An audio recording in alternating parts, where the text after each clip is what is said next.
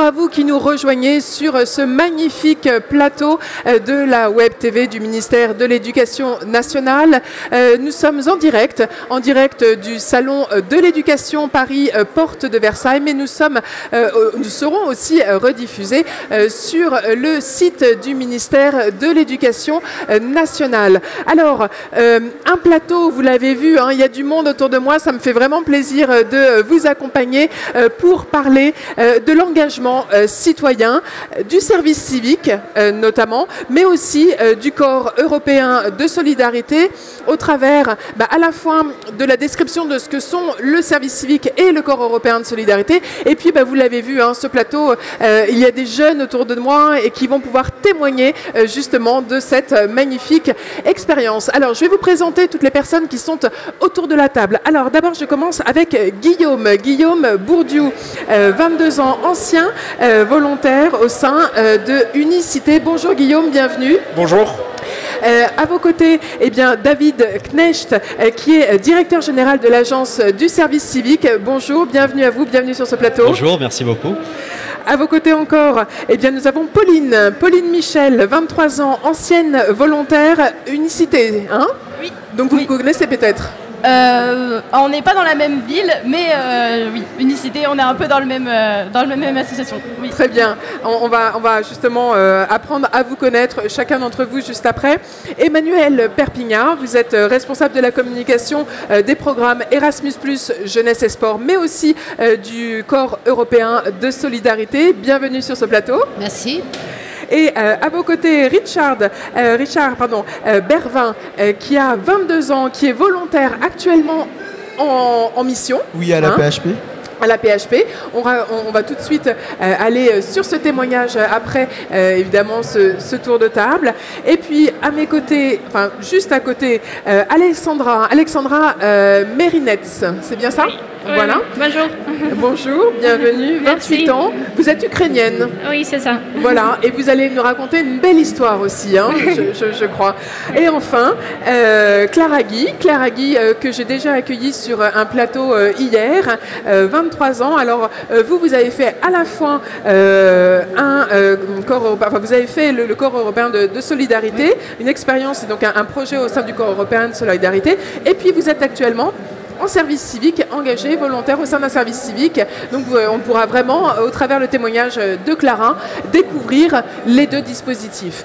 Alors, David Knecht, je me tourne vers vous, tout d'abord pour expliquer ce qu'est le service civique, si toutefois il y avait des gens qui ne savaient pas encore ce que c'était. Qu'est-ce que c'est que le service civique? Alors je vais partir de l'agence du service civique, parce que finalement elle réunit tous les dispositifs d'engagement, en tout cas qu'on est en train de voir ce soir. C'est-à-dire d'abord le service civique proprement dit. Donc le service civique, ce sont des missions tournées vers l'intérêt général, vers la citoyenneté, vers l'inclusion sociale, qui sont ouvertes aux jeunes de 16 à 25 ans jusqu'à 30 ans pour les jeunes en situation de handicap, et qui permettent, pendant une durée de 6 mois à 1 an, d'avoir une expérience, un engagement, de rentrer dans l'engagement, également de se révéler, également de découvrir peut-être de nouveaux horizons, d'inscrire ce service civique, cette mission, dans un projet d'avenir, sous l'autorité, ou en tout cas l'animation d'un tuteur, avec toute une série de différenciation du service civique, c'est-à-dire de particularités, une formation civique et citoyenne, et puis le fond de la mission qui est l'engagement dont je parlais tout à l'heure. Et nous sommes également responsables au sein de l'agence du service civique du corps européen de solidarité, qui justement porte également sur l'engagement, mais cette fois au niveau européen, donc communautaire, mais pas seulement, qui permet à des jeunes, à la fois des jeunes européens, de venir en France avoir une mission tournée vers l'intérêt général, et puis des Français de partir dans un pays européen également pour poursuivre bénéficier de ce genre d'expérience. Emmanuel Perpignat, on est vraiment sur le principe de l'échange à travers le corps européen de solidarité. Notamment, c'est ce qu'illustre la présence d'Alexandra ici. C'est-à-dire qu'elle est ukrainienne et elle est venue en France faire ce corps européen de solidarité. Et en sens inverse, eh bien Clara, elle est partie en Italie, on va y revenir, mais elle est partie faire ce corps européen. Alors, comment ça se passe? En quoi ça consiste précisément, Emmanuel Perpignat? Alors, le corps européen de solidarité est un programme financé par l'Union européenne. En France, c'est l'Agence du service civique, comme le disait David, qui est chargée de sa mise en œuvre et de son développement. Donc, en effet, en France, nous accueillons des jeunes Européens pour des missions d'engagement et nous favorisons et nous permettons à des jeunes Français de partir en Europe. Alors, le côté mode d'emploi, si on peut en parler comme ça, le corps européen de solidarité s'adresse à tous les jeunes de 18 à 30 ans. Il n'y a pas de conditions de diplôme, de formation et même de connaissances linguistiques, parce qu'on pourrait s'interroger sur « mais je ne connais pas la langue, mais comment je vais faire ?» Et Clara pourra tout à fait vous en parler, et y compris Alexandra. Il s'agit de prendre 2 à 12 mois pour vivre une expérience dans un autre pays, se mettre au service d'un projet dans une association ou un établissement à but non lucratif, dans des domaines très divers, l'environnement, les projets sociaux, culturels, le sport, les médias, des domaines donc très, très divers et autant d'opportunités pour les jeunes et dans une bonne cinquantaine de pays européens. On va bien au-delà de l'Union européenne, on va parler même d'Europe continentale d'une certaine manière, quoi. Et dans ce cadre-là, il y a ce qui est intéressant, et je pense que Clara saura et Alexandra sauront en parler, c'est qu'il y a un accompagnement qui est prévu. Déjà, on vous accompagne vers la mobilité européenne, qui n'est pas forcément si facile que ça à envisager quelquefois. Il y a tout un cycle de séminaires quand on arrive, et puis il y a un soutien financier plutôt intéressant pour le jeune, la famille également, puisque le corps européen prend en charge une très très grande partie des frais de transport, au moins 90%, mais également l'hébergement, la nourriture. Il y a un soutien linguistique, un argent de poche, un tutorat et un certificat à la fin qu'on appelle le Youth Pass qui permet aux jeunes de s'évaluer et d'évaluer toutes les compétences, qu'elles soient citoyennes, techniques, et qui vont pouvoir valoriser après dans leur parcours d'engagement citoyen et leur parcours d'insertion socio-professionnelle. David Knecht, on est vraiment sur l'encouragement à la mobilité des jeunes Européens et aux rencontres, aux projets qui finalement nés lorsqu'on est jeune à moins de 30 ans permettront plus tard d'avoir davantage d'opportunités d'échanger, de travailler ensemble. C'est ça un petit peu l'ADN du corps européen de solidarité. C'est complètement ça en fait, c'est aussi l'ouverture, alors s'agissant plutôt des programmes européens mais également du service civique qui peut aussi s'effectuer à l'étranger, c'est-à-dire qu'il y a un service civique qui peut s'effectuer à l'international. En tout cas, il y a une synergie entre chacun de ces programmes pour tendre vers toujours plus d'interculturalité, toujours plus de connaissances d'autrui, également développer des compétences fortes. Alors bien sûr, très concrètement, il peut s'agir de compétences linguistiques, mais également d'adaptabilité, d'ouverture à l'autre, de meilleures connaissances en fait d'autres sociétés, d'autres individus, et tout ça évidemment enrichit très fortement un parcours d'engagement et puis plus largement un parcours personnel pour la suite, vers la poursuite de l'engagement, mais également vers des études supérieures ou l'insertion professionnelle. Alors allons-y, allons à la rencontre de ces jeunes qui ont fait ou sont actuellement volontaires dans le cadre d'un service civique ou du corps européen de solidarité. Guillaume Bourdieu, donc je le disais, 22 ans, ancien volontaire au sein de Unicité. Qu'est-ce que vous avez fait durant donc cet engagement, ce volontariat au sein du service civique? Quelle était votre mission et comment vous êtes sorti de cette expérience? D'accord. Du coup, ma mission, c'était d'accompagner des personnes âgées et des enfants en situation de handicap à domicile et en structure. Voilà.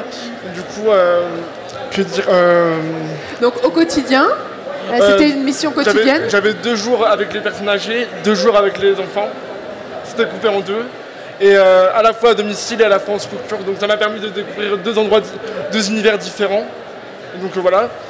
Et donc les aider en fait parce qu'ils étaient un petit peu ils manquaient de liens les uns avec les autres. Du coup les personnes âgées c'était leur permettre de se sentir moins seuls, de les accompagner, de les sortir de chez elles. Après les enfants handicapés c'était sortir les enfants de leur routine et aussi aider les mamans aussi ou les parents parce que des fois ils sont un peu seuls donc ça leur présente. Nous on leur a apporté un soutien psychologique aussi et voilà. Comment ça vous est venu cette idée, cette envie de faire cette mission volontaire? Oui, moi du coup j'étais un peu en échec universitaire parce que j'avais fait plusieurs cursus sans réussir. Donc du coup il me fallait un nouveau projet, quelque chose de nouveau et du coup voilà.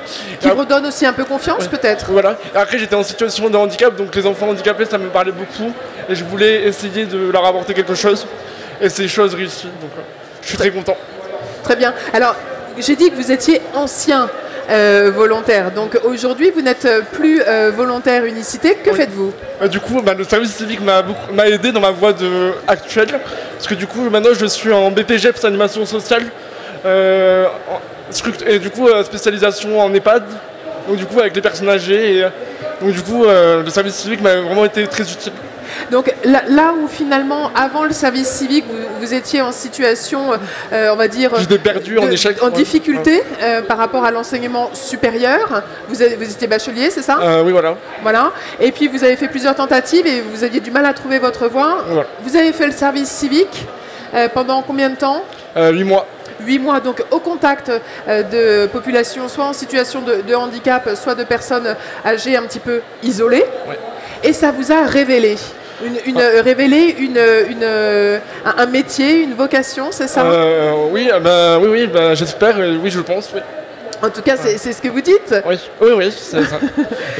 J'ai adoré le contact avec les personnes âgées, oui. Oui, donc aujourd'hui, vous en êtes où de votre cursus? Du coup, j'ai commencé en octobre, donc là, ça fait 2 mois que j'ai commencé ma formation. Ça se passe bien? Oui, très bien. Oui, donc vous restez au contact des personnes âgées? Du coup, oui. Oui. Et donc vous envisagez finalement travailler à quel moment? Combien de temps va durer votre formation? Du coup elle dure 1 an et après du coup si j'ai la formation je pourrais postuler à un poste d'animateur en EHPAD. Super, voilà. Donc là, on a vraiment, David Knecht, l'illustration du service civique comme étant un révélateur de compétences et d'une valorisation aussi humaine, retrouver confiance. Oui, absolument. Alors, je parlais d'auto-révélation. On arrive à s'expliciter à soi-même ce qu'on est, ce qu'on veut. Et c'est vrai que le parcours de Guillaume illustre plusieurs facettes en fait, du service civique qui sont très positives et qu'on cherche à développer. C'est-à-dire, j'ai parlé d'interculturel tout à l'heure, mais c'est aussi l'intergénérationnel qui se développe beaucoup, justement tourné vers les personnes âgées. Et puis la solidarité à l'égard des personnes en situation de handicap. Et puis son parcours personnel fait aussi montre assez bien justement cette fonction de parfois avoir besoin d'une période de plusieurs mois, non pas de pause, parce que c'est très actif et c'est très, très fort, mais justement être dans une période pendant laquelle on se retrouve, on réfléchit à soi-même et où on se relance en quelque sorte. Et Guillaume disait, pardon. Là, du coup, parce que du coup, c'est être utile aux autres, ça devient être utile à soi aussi. Bien sûr. Mais merci, c'est vrai que c'était important, le slogan est tout trouvé.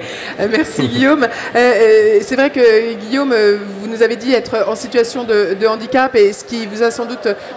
ou sans doute peut-être gêné, en tout cas dans votre parcours universitaire. Et le service civique, justement, a vocation aussi d'accueillir dans, on va dire, la dynamique aussi de l'école inclusive, de proposer donc aux personnes en situation de handicap des missions adaptées qui vont leur permettre, comme Guillaume, de trouver leur voie et de s'insérer professionnellement.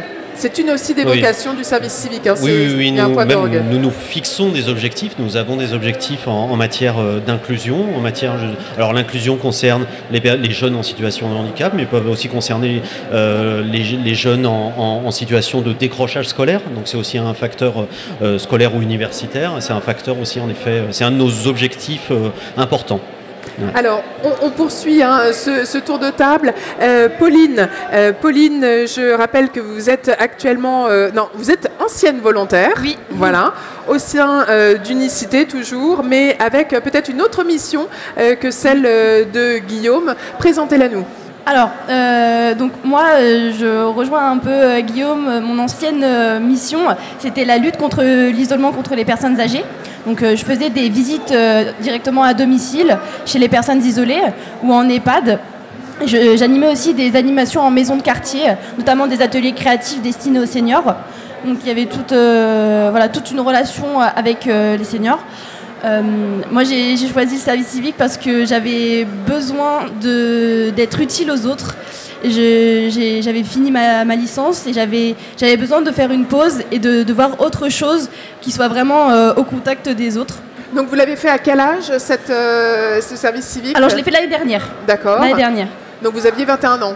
Là j'en ai 23, j'avais 22 ans. 22 ans, voilà. Très bien. Et donc, qu'est-ce que ça...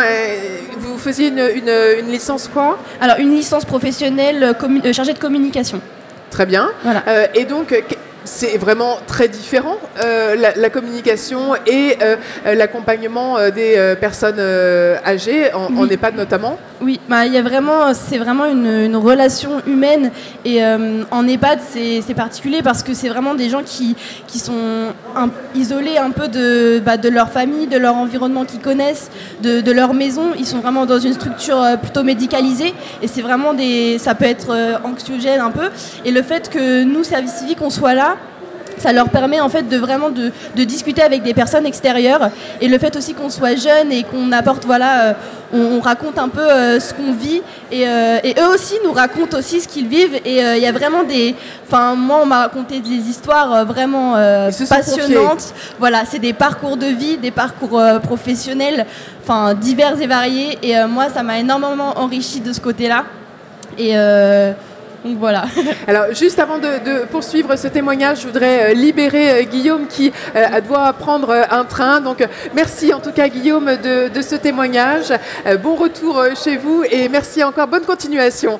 Voilà, pardon de cette interruption, mais je le voyais un petit peu sur le départ. Alors Pauline, c'est intéressant, c'est vrai qu'on lit l'émotion un petit peu dans votre témoignage, c'est-à-dire que parfois les étudiants font effectivement des études universitaires ou autres, peu importe, qui manquent un peu de sens. Et le service civique réenchante, réhumanise, et peut-être que justement vous allez travailler dans la communication, mais avec une dimension, un éclairage nouveau, c'est ça? Tout à fait. C'est ça, c'est qu'au début c'était je m'imaginais travailler dans la communication, mais pas forcément avec plus d'idées que ça. Et en fait, le service civique, ça m'a vraiment donné l'envie de travailler pour plus des associations, des choses qui vont vraiment être là pour les gens. Et ça m'a vraiment orientée pour mon avenir professionnel pour la suite. Donc ça m'a... Voilà. Et donc, au-delà de cet éclairage sur peut-être des métiers en lien avec l'humain, est-ce que vous avez eu le sentiment d'acquérir des compétences au travers donc, de ces missions et donc même sur la durée de la mission, sur la relation aux autres, sur peut-être des projets que vous avez menés? Alors, ça m'a apporté beaucoup de confiance en moi, parce qu'il faut quand même aller à la rencontre de ces personnes. Vous étiez quelqu'un plutôt de réservé? Oui, oui, voilà. Donc il faut quand même aller à la rencontre de ces personnes. Ils nous connaissent pas, on rentre dans leur intimité, on rentre chez eux. Il faut qu'ils nous fassent confiance. Donc c'est vraiment un lien particulier. Alors moi j'ai beaucoup appris de compétences au niveau de l'animation, parce que j'ai animé des ateliers créatifs dans les maisons de quartier. Donc ça a été un travail sur la conception, sur comment adapter au public, parce que les seniors ils n'ont pas la même manière de faire, la même capacité. La dextérité finalement, avec exactement. l'arthrose, ce genre de... Tout un travail sur la dextérité. Et du coup voilà, il faut vraiment s'adapter, et je pense que j'ai acquis beaucoup de compétences à ce niveau-là. David Knecht, à nouveau, je valide avec vous. Là, on est vraiment dans l'acquisition de compétences qui vont servir dans l'environnement professionnel. On parlait hier de soft skills, pas seulement, il y a aussi de la gestion de projet et je crois que vous travaillez au sein de l'agence pour justement faire reconnaître auprès des entreprises ce genre de compétences. Oui, tout à fait. En fait, vraiment de manière massive, parmi tous les témoignages évidemment que l'agence peut recevoir et puis que les organismes peuvent nous faire remonter, entre guillemets, il y a la notion de transformation, c'est-à-dire qu'on n'achève pas une mission de service civique comme on l'a commencé, et là je crois que c'en est un assez bon exemple, et on travaille très clairement sur... Alors que le service civique est un dispositif pour l'engagement, ce n'est pas un dispositif pour l'insertion professionnelle à proprement parler, c'est d'abord et avant tout l'engagement, la citoyenneté, l'inclusion sociale, mais néanmoins, et finalement très fortement, on s'aperçoit que le service civique apporte des aptitudes, des compétences importantes également dans le milieu professionnel, sur le marché de l'emploi, et on suit évidemment ce sujet très près, puisqu'on mène régulièrement et annuellement en fait, des sondages sur le sujet auprès des premiers intéressés sur le marché du travail, c'est-à-dire les directeurs des ressources humaines. Le dernier fait apparaître des chiffres assez impressionnants, c'est-à-dire que 92% des directeurs des ressources humaines en France ont une opinion favorable du service civique, de l'expérience de service civique, et 69% d'entre eux considèrent qu'une expérience de service civique peut constituer un atout auquel qu'ils peuvent prendre en compte au moment d'un recrutement. Donc véritablement, on a cette... pencher la balance, quoi, hein, voilà, entre deux profils. Exactement. Celui qui aura eu un parcours engagé pourra être, entre guillemets, privilégié parce qu'il pourra apporter aussi au sein de l'équipe de l'entreprise un supplément d'âme, comme on dit. C'est ça. S'être engagé, ce n'est pas rien. C'est évidemment un marqueur fort, un marqueur de vie et de parcours.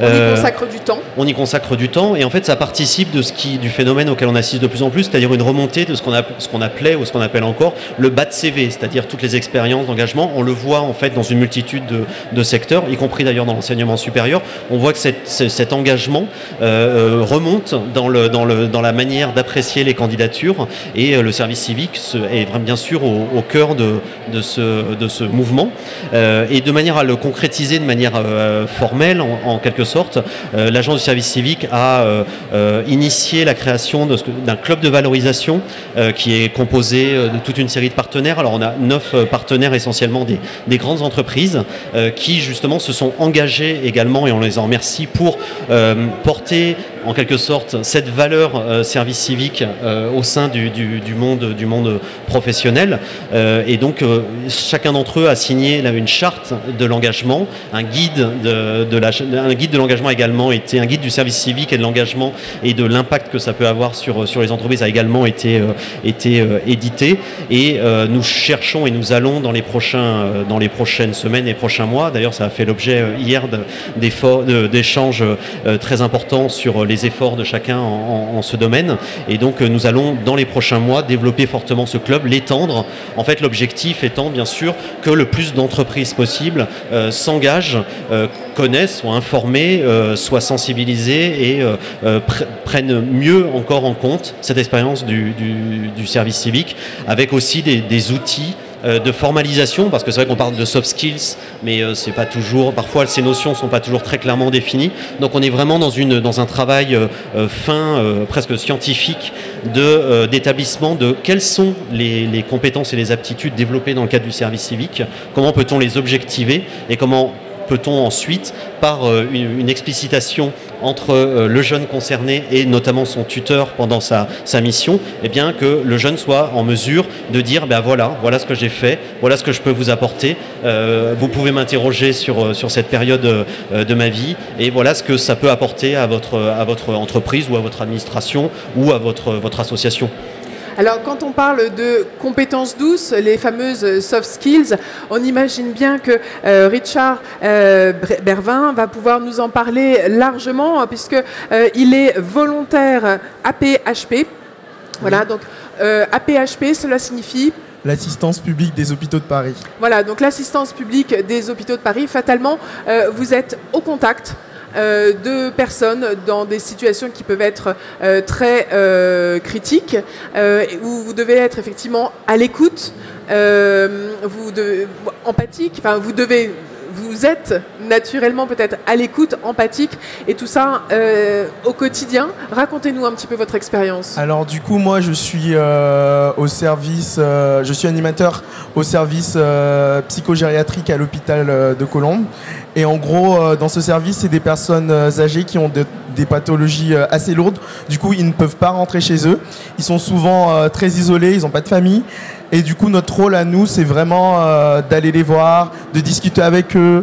On anime des ateliers et on fait tout pour qu'ils ne s'ennuient pas en fait et qu'ils s'expriment surtout.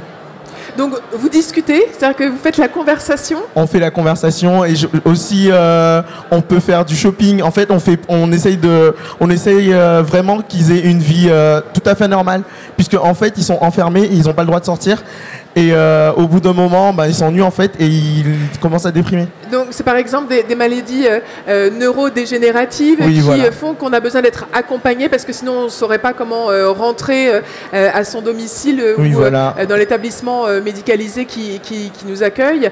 Et donc vous les accompagnez faire leurs courses, vous discutez avec elles, et puis finalement c'est une façon de... On crée du lien en fait. Créer du lien et d'entretenir, finalement de lutter aussi contre la maladie. Oui. Oui. C'était votre choix de cette mission, vous l'avez choisi?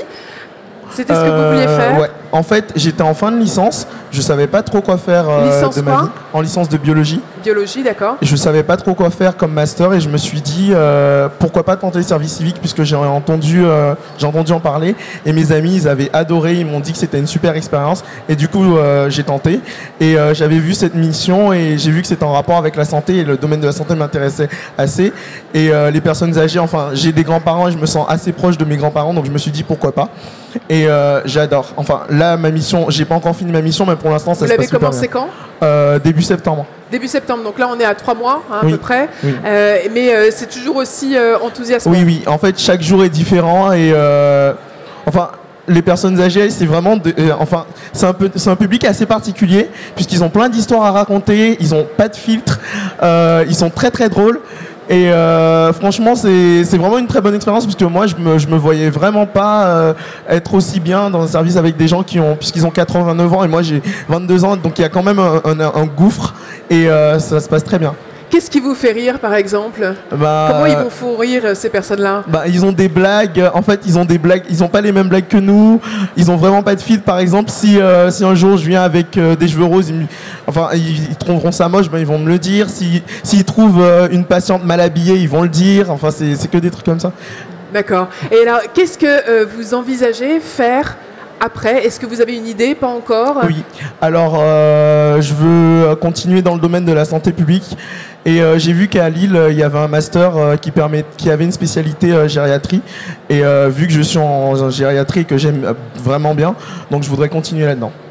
On voit encore là, pardon David, je vous remets à contribution, on voit vraiment que le service civique répond aux besoins de la société de rassembler, réunir, faire des liens avec des populations qui ne se seraient pas rencontrées.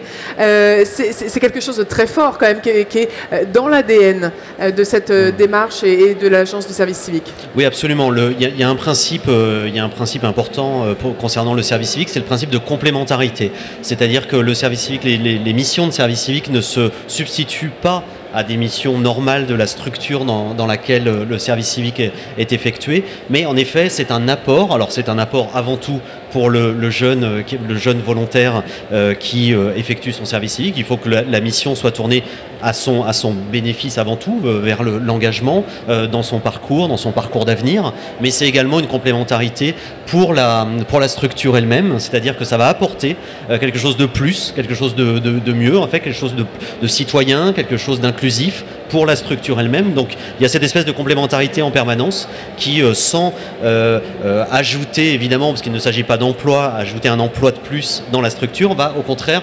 ajouter un complément, quelque chose d'assez unique, qui est l'engagement du jeune volontaire. Est-ce qu'on peut revenir simplement sur quelles sont les structures qui peuvent accueillir un jeune dans le cadre d'un service civique et quelles sont aussi les missions? Parce que c'est important de revenir sur la nature des missions que l'on peut confier à un jeune dans le cadre de son service civique? Alors les structures qui peuvent accueillir des volontaires du service civique sont essentiellement des structures, alors il y a d'abord des structures non lucratives, donc essentiellement associations, fondations, mais également dans le domaine de l'économie sociale et solidaire, et puis des administrations d'État ou des collectivités territoriales, et également leurs établissements publics. Donc là en l'occurrence c'est un établissement public, la PHP, qui accueille, mais c'est assez largement ouvert sur toute on va dire sur tout l'ensemble des structures publiques et associatives à but non lucratif. Donc ça, en gros, ce sont les structures qui peuvent accueillir, les organismes d'accueil. Ensuite, les domaines dans lesquels c'est très large également. Alors on a 9 domaines en tout. Je ne vais pas tous les citer, mais en fait, les domaines les plus fréquemment qui font l'objet plus fréquemment d'une mission de service civique sont l'éducation pour tous, la solidarité.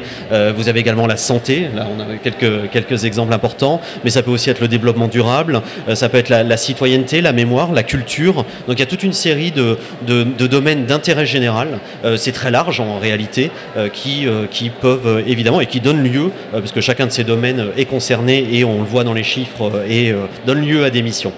Très bien. Alors, est-ce que combien de temps va durer la mission, Richard? 8 mois. Elle dure 8 mois. 8 mois, donc l'année prochaine, en 2020, en septembre, on bascule sur le master, c'est ça? Oui, on bascule sur le master. Grâce à cette orientation trouvée par le service civique, pardon. Oui, bien sûr, et je voudrais rajouter que c'est vraiment une expérience valorisante, dans le sens où je me sens vraiment valorisé, comparé aux cours, enfin, si, à l'université on est valorisé, mais là c'est un peu plus valorisant vraiment. Est-ce que finalement, s'il n'y avait pas eu le service civique à ce moment-là, vous auriez arrêté vos études parce que vous en aviez ras-le-bol, oui, et ça a donné une remotivation pour poursuivre? Oui, clairement. Oui, c'est une phase entre guillemets de pause. C'est une phase de pause et en même temps c'est de l'accompagnement, donc oui. Et de construction dans l'adulte que l'on est. Je vois Pauline qui dit oui. Oui, j'ai pris beaucoup en maturité en l'espace de quelques semaines. Bon, alors je vais me tourner vers les deux jeunes femmes qui sont à côté de moi.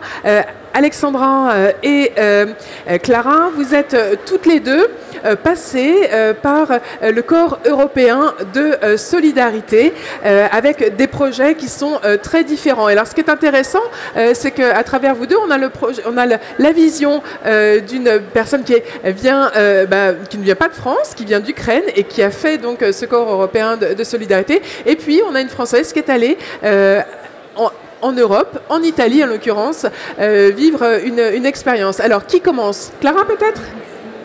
Allez, Clara. Voilà, Clara. Donc moi j'ai été en Italie, j'étais dans un centre périscolaire puisque le système éducatif italien est différent sur ce point de vue-là. Donc c'est les associations qui s'en occupent, et moi j'étais dans une association qui travaillait plutôt avec des enfants migrants et des enfants étrangers. Donc il y a vraiment une partie sur l'intégration sociale, apprendre à faire les devoirs, le vivre ensemble, les valeurs.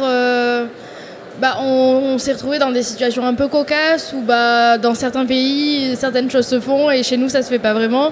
Et du coup c'est vraiment apprendre à vivre ensemble et aussi à apprendre une nouvelle culture. Moi, dans mon appartement, on était 6, donc avec 6 nationalités différentes. Et même, finalement, entre jeunes de notre âge, on a des modes de vie différents. C'était vraiment une aventure enrichissante. C'est un projet que vous avez porté ou c'est un projet dans lequel vous êtes intégré ? Alors, en fait, on a eu énormément de choses parce que notre structure c'était la première fois qu'ils recevaient des volontaires européens. Et donc, pour eux, c'était un peu la phase test. Mais c'était aussi, on vous donne tout ce que vous voulez pour réussir votre mission. Et c'était vraiment, vous voulez faire des cours d'anglais, on va faire des cours d'anglais. Vous voulez aller là, on va aller là. Et c'était vraiment, faites ce que vous voulez, mais tant que vous le faites avec l'amour et avec la bienveillance, faites-le. Et ça nous a vraiment appris à s'autogérer finalement, à faire un planning par exemple l'année dernière pendant Noël. On est arrivé dans une période qui est un peu particulière parce que avec des gens, avec des religions différentes, avec des idées différentes. Et on a fait un calendrier de l'Avent avec les enfants où chaque jour on faisait une activité différente pour sortir du calendrier de l'Avent où on mange des chocolats. Et du coup c'était vraiment très sympa. Et après, moi, je suis restée en Italie pour Noël. Et donc, le 24, je me suis retrouvée l'après-midi à faire les devoirs de vacances avec les enfants. Et je me suis dit, mais quels enfants au monde dit oui. Et c'était là, mais si, non. Et après, on a fait un échange de cadeaux dans vraiment la bienveillance et sans aucune restriction de religion ou de... Enfin, c'était vraiment incroyable, ce moment. Je pense que ça a été un des moments les plus forts de mon volontariat. Parce que vraiment, je me suis dit, waouh, là, je suis en train de faire Noël avec des gens que je connais pas et c'est très fort. Et on partage tous les mêmes valeurs et la même envie d'être tous ensemble. Alors, on y reviendra. J'aimerais avoir vos deux témoignages en miroir. Alexandra, racontez-nous un petit peu votre expérience du Corps européen de solidarité. Oui, je suis arrivée en France il y a 5 ans. Donc, j'ai fait le volontariat dans une association pavillonnaise pour la jeunesse et la culture dans une région parisienne, Saint-Denis, au pavillon de Sous-Bois. Donc, c'est une association qui accueille des gens et des familles des quartiers défavorisés. Et on a organisé le temps loisir pour eux, on a joui. Moi, en tant que je suis arrivée, je ne parlais pas le français. Vous êtes ukrainienne, hein, c'est important de le rappeler. Voilà. Oui. Donc, au début, c'était un peu de body language avec les enfants, mais après, je n'avais pas le choix, donc j'ai commencé d'apprendre le français. Donc, c'est une des meilleures compétences que j'ai développées, la compétence linguistique. Ça, c'était une partie du projet, et une autre partie, c'était le projet personnel.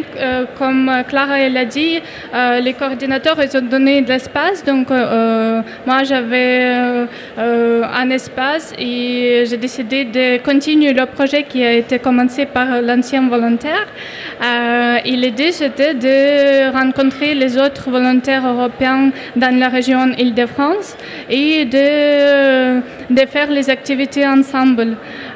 Et une des activités, c'était un événement Tour de France, pas à vélo, mais on a visité les grandes villes en France afin de partager notre expérience et aussi de partager ce dispositif qui est disponible pour tous les gens et qu'il faut aller, il faut essayer et de ne pas être peur de sortir de sa zone de confort.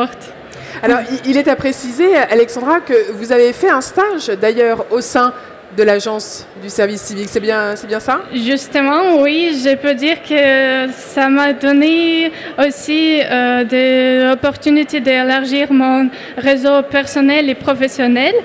Et c'est l'agence Erasmus Plus France Jeunesse et Sport qui a financé le projet Tour de France. Et après ce projet, il y avait aussi 3 ou 2 tours. C'était les volontaires de la région Île-de-France qu'ils ont fait aussi. David, là on voit vraiment que c'est concret l'Europe. Hein. Oui. Avec Clara et Alexandra, on voit que grâce au Corps européen de solidarité, des rencontres se font, des échanges, de la solidarité. On retrouve les valeurs évidemment du service civique, et puis on voit l'Europe se construire avec des valeurs communes, vraiment. Oui, c'est exactement ça, et c'est vrai que, alors, concernant par exemple Erasmus, il y a une image qui est tout à fait exacte du grand programme Erasmus concernant notamment les étudiants, avec des échanges étudiants, qui a été popularisé par des films à succès. Mais ce qu'on voit ici, c'est que la politique de jeunesse de l'Union européenne permet, et là on est vraiment dans la politique de jeunesse et non pas d'enseignement supérieur, permet des échanges très forts, des échanges assez longs en fait, hein, qui durent sur plusieurs mois, et qui permet en fait de faire vivre au quotidien dans les deux sens entre guillemets, parce qu'il y a des étrangers, des Européens qui entrent en France, et puis des Français qui partent en Europe ou voire dans des pays limitrophes, qui font vivre au jour le jour cette citoyenneté européenne, avec en effet des valeurs qui sont extrêmement proches de celles du service civique, d'où d'ailleurs cette intégration au sein de la même agence, et cette synergie en fait entre ces deux dispositifs que sont le service civique et puis notamment le Corps européen de solidarité. Alors Emmanuel Perpignat, les deux le service civique et le corps européen de solidarité peuvent se compléter, se faire l'un après l'autre, l'un avant l'autre, et entrent finalement dans le parcours citoyen. Hein. Tout à fait. Vous avez très bien résumé. On peut tout à fait commencer par un service civique et continuer après dans le cadre d'un volontariat du corps européen de solidarité, à condition de rentrer dans la limite d'âge. Mais bon, entre 25 et 30 ans, il y a quelques années, pour en profiter. Voilà, tout à fait. Et on peut commencer par un projet de corps européen de solidarité et s'engager après, continuer son parcours dans un service civique, comme Clara, par exemple, a fait. Effectivement. Alors, le temps passe vite avec des témoignages aussi riches. J'ai une question, évidemment, David Knecht. L'année prochaine, 10 ans. 10 ans. Hein, comme disait la chanson. Ça y est, j'ai 10 ans. Avec des témoignages comme ceux que l'on vient d'entendre aujourd'hui, j'imagine que vous allez faire la place belle à tous ces parcours, parce que entre ceux qui ont connu le service civique les premières années, et que sont-ils devenus ? Les jeunes, comment les missions ont évolué, les entreprises, comment ont-elles finalement évolué avec et la perception. C'est un peu ça le projet de l'anniversaire. Oui, le projet, sont les 10 ans. Alors, on se félicite et on se réjouit des 10 ans du service civique. On se réjouit aussi qu'à l'occasion des 10 ans, le service civique continue son développement avec un investissement toujours plus important de l'État, y compris financier, dans ce dispositif l'année prochaine, avec un objectif de au moins 145 000 jeunes bénéficiants engagés dans le service civique. Et en fait, l'idée, c'est que les 10 ans soient avant tout les 10 ans de la communauté du service civique. C'est-à-dire que le service civique, ça représente depuis octobre dernier plus de 400 000 personnes en France, c'est-à-dire 400 000 Français qui, depuis 10 ans, qui ont effectué une mission de service civique. Donc ça commence à faire du monde, si je puis me permettre. Ça commence à largement se diffuser et c'est très important pour nous. Et en effet, le service civique ne serait pas grand-chose sans, d'une part, les organismes d'accueil qui se sont très fortement mobilisés, qui continuent à très fortement se mobiliser. Il y en a certains sur ce salon qui sont très présents. Et puis sur les jeunes, parce qu'en fait ce sont les jeunes, et je crois que ça a été dit par Clara notamment, il y a aussi une notion dans le service civique et dans l'engagement en général de co-construction, c'est-à-dire encore une fois ce n'est pas un emploi clé en main, c'est plutôt une co-construction, un engagement, parfois des projets assez librement montables et organisables par les volontaires, et en tout cas on pousse à cela. Donc l'année 2020 sera marquée par toute une série d'événements. Ils ne sont pas encore tous totalement stabilisés, mais en tout cas on sait qu'il y aura l'édition d'un livre exceptionnel pour cet anniversaire, et puis toute une série d'événements plus ou moins institutionnels, mais qui toujours sur les territoires, parce que c'est aussi un dispositif qui vit de ces territoires. En France, en Europe, et pas seulement, au-delà même dans le monde en fait, puisqu'il y a des volontaires du service civique qui peuvent partir et qui actuellement et régulièrement vont faire leur mission vraiment à l'international sur d'autres continents, en Amérique latine, en Afrique. Donc vraiment c'est une communauté très large et une communauté très vivante. On voit des anciens volontaires qui continuent en fait à faire vivre cette communauté. Donc qui recommandent à 94%, 94% recommanderait à un ami de faire le service civique, et je pense qu'il le fait véritablement, tous autant que vous êtes. Vous le recommandez vraiment, cette expérience? Oui, je recommande vraiment. Moi, j'en ai parlé autour de moi. J'ai parlé de mon expérience. Et il y a plein de gens pour qui ça serait peut-être une solution parce qu'ils sont encore en réflexion sur ce qu'ils veulent devenir ou ils ont envie de voir autre chose, tout simplement. Et donc oui, moi je recommande fortement. C'était un moment qui aura quand même marqué ma vie quelque part, parce que je m'en souviendrai. Enfin, je pourrais pas effacer. Il y a un avant, un après. Voilà, il y a un avant, un après. J'ai une autre vision des choses. Et donc oui, moi ça m'a quelque part un peu changé. Donc il y a un avant et après service civique. Merci beaucoup à tous mes invités présents sur ce plateau. On le rappelle, David Knecht, c'est 10 ans l'année prochaine. 10 ans. Le service civique et le corps européen de solidarité, ça marche. Les chiffres le montrent. Oui. Voilà. Un dernier mot peut-être? Bien, vive la communauté, vive le service civique, le corps européen de solidarité, et puis en effet, fêtons ensemble l'année prochaine ces 10 belles années passées ensemble. Merci à vous tous de nous avoir suivis durant cette émission. Merci à vous 6 d'avoir participé à cette émission donc, sur l'engagement citoyen au travers donc, du service civique et du corps européen de solidarité. Je vous dis à demain pour de nouvelles émissions. Merci beaucoup.